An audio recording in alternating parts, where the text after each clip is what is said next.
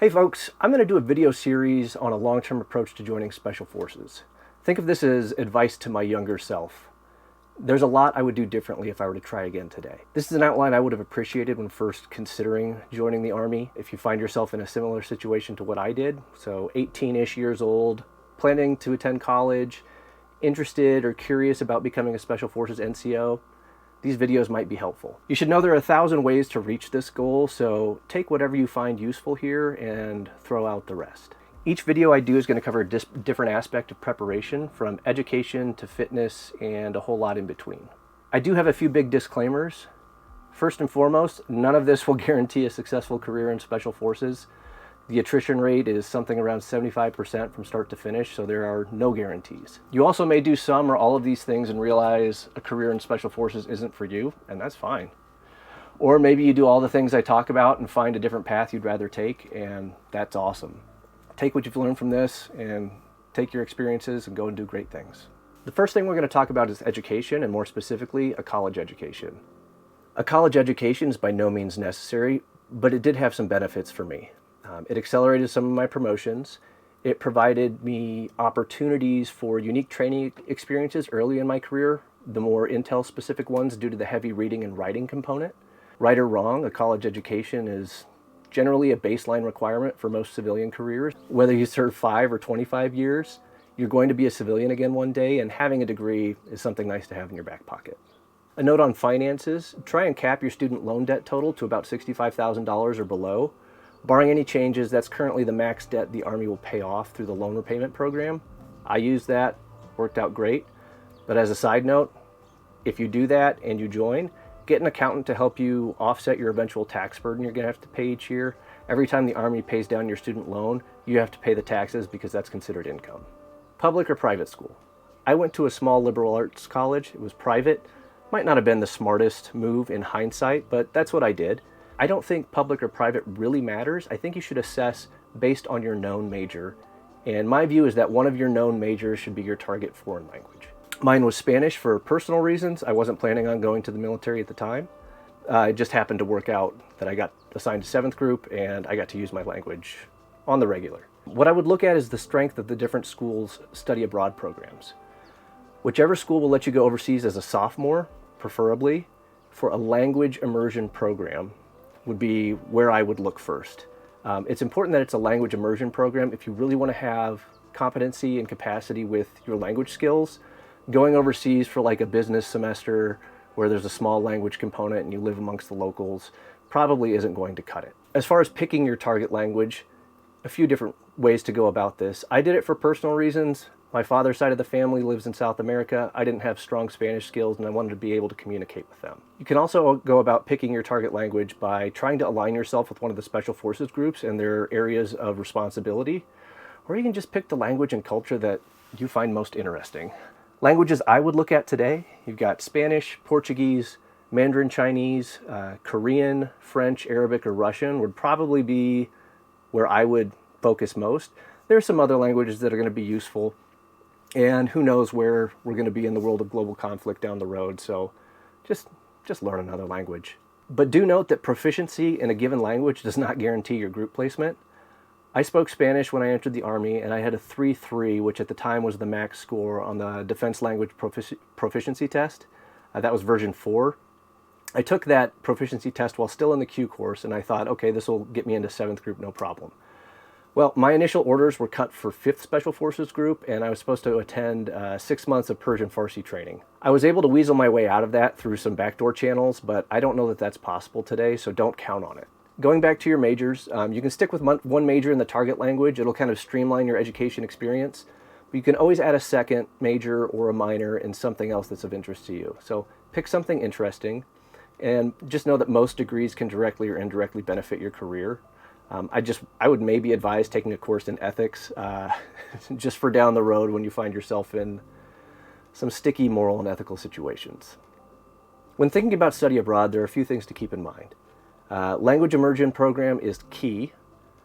Distancing yourself from other Americans or English speakers as much as possible is incredibly important. It's very easy to find other Americans or English speakers, stay in that little group, and get a baseline of understanding and competency in the foreign language, but you end up speaking English more often than not, and that's counterproductive to what it is you're trying to accomplish. You're there to be uncomfortable with your language abilities. You're going to force yourself to learn and live amongst the locals, and that's how you learn. I would do a minimum of 1 semester abroad, but preferably 2. I think 1 full academic year is better. You can split this across different academic years. I did this, and in hindsight, I think a better approach would have been 2 semesters back to back. I went my sophomore year first semester and senior year first semester. A little bit of a gap in there. My language skills got rusty. I think 2 semesters back to back would have been the most beneficial. Try and do at least 1 semester with a host family. It forces daily interaction and puts your language to use.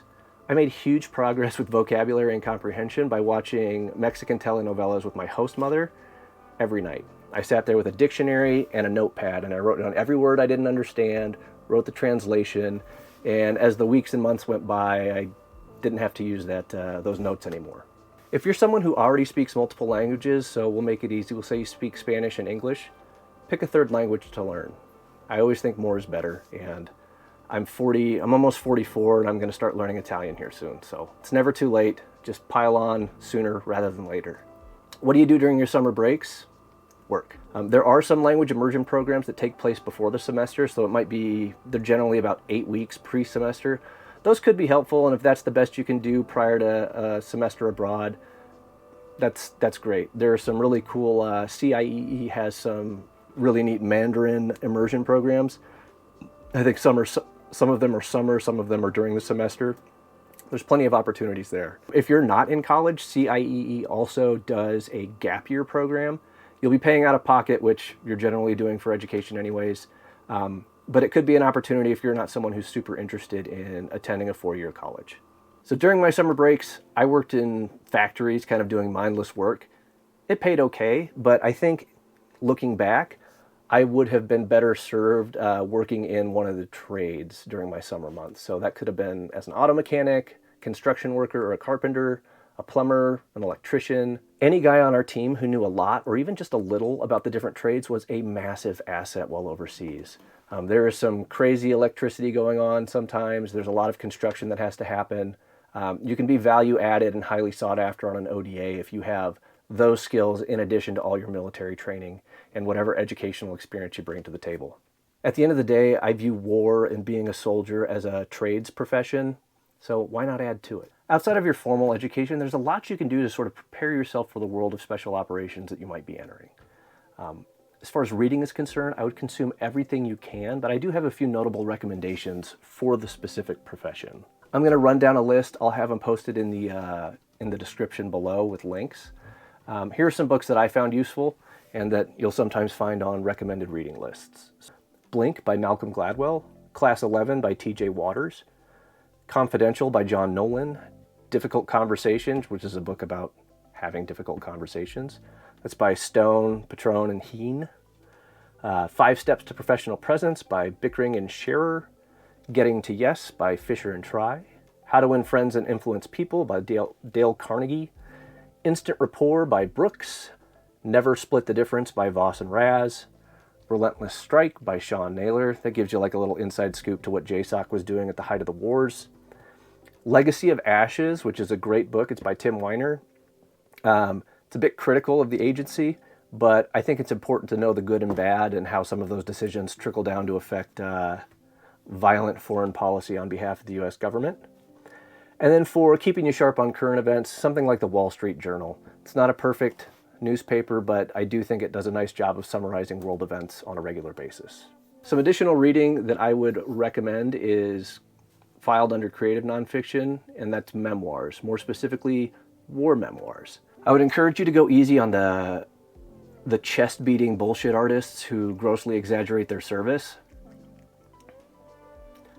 But here's an example of what I think is a good memoir.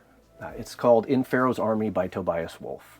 I like Tobias Wolff's fictional short stories, but I really love how he approached telling the story about his time in Vietnam. It's not sexy, but it's honest and raw, and I think it's got the perfect ending for a book. As far as additional reading, anything and everything you enjoy. Don't shy away from writing that's critical of U.S. policy or actions overseas. We've gotten a lot wrong, and it's important to know where we fell short and where we might fall short again. I was and still am a big fan of literary fiction. I used to pack my suitcase with books from the secondhand bookstore. A lot of Hemingway, F. Scott Fitzgerald, All Quiet on the Western Front is one that I remember. There are tons of books out there. You can buy it on a Kindle or whatever and stack your deck and read them when you're overseas. It's a nice little escape from the frustrations of learning a second language. Anything with respect to US and world history, highly recommend. And maybe dip your toes into the Stoics, Marcus Aurelius, Meditations. But there's no need to make this the encapsulation of your identity. A few additional notes to my former self regarding college education. Avoid the booze and the party scene. Have fun, but regular binge drinking isn't going to do you any good. It's a waste of money, it has a negative impact on your mental and physical health. It also increases the odds of arrest for underage drinking or drunken stupidity. This can have massive complications if it happens while you're studying overseas. The first time I was held at gunpoint was in South America on my 22nd birthday while studying abroad. I slipped out of that one, but it was a close call. Arrest can also have a huge impact as far as your enlistment goes. I had to have 2 moral waivers to join the Army under an 18 X-ray contract. A third would have disqualified me. It's a pain in the ass. Don't do it. You might need a waiver for something else, so just don't get arrested for being drunk and stupid. Additionally, stay tattoo free. You might be introduced to a number of specialized opportunities once you earn your beret, and oftentimes having full sleeves is not a desirable trait. Limit your social media footprint. Less is more, none is better. Relationships. I'm not going to give any big wheeling relationship advice, but what I will say is SOF, in my opinion, is a single man's game. A relationship's always going to take second place to the job. Be realistic and don't drag someone else through the mess if you don't have to. You can always settle down later in your career, and by later in your career, I mean your mid to late 30s. You have plenty of time. And finally, remember the long game. Joining Special Forces might be the initial goal, but it doesn't have to be the top. Once you're on a team, you'll learn of more opportunities you didn't know existed. Being smart and fit, with a clean background and few vices, can help you get a foot in the door. The rest is going to be up to you.